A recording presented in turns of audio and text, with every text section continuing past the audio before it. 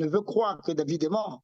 Depuis le Congo, la famille Pengedi pleure la mort de son fils David Pengedi, qui se serait suicidé en mars dernier à Gatineau. L'étudiant international était arrivé quelques mois plus tôt pour étudier à Ottawa.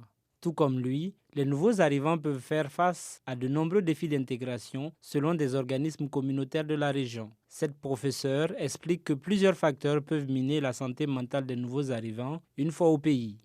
Les difficultés d'apprentissage peut-être, les difficultés financières peut-être, les difficultés sociales peut-être, d'intégration, d'adaptation. Tout ça, c'est beaucoup de stress à gérer en même temps. Les différences culturelles constituent également un obstacle, selon cette psychothérapeute. En Afrique, chez nous, je me rappelle, lorsqu'on avait un centre, je me rappelle, de santé mentale, c'est juste des fous qui étaient là. Mais entre-temps, souvent dans des maisons, il y a des gens qui vivent de stress et tout, parce que je n'ai jamais su ça dans mon pays d'origine.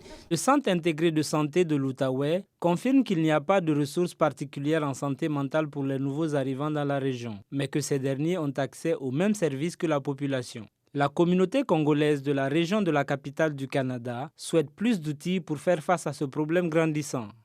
Les outils, ce serait de trouver les moyens d'avoir des professionnels maison qui comprennent les sensibilités culturelles également, parce que en ce moment-là, ça va faciliter la communication, ça va faciliter même la guérison.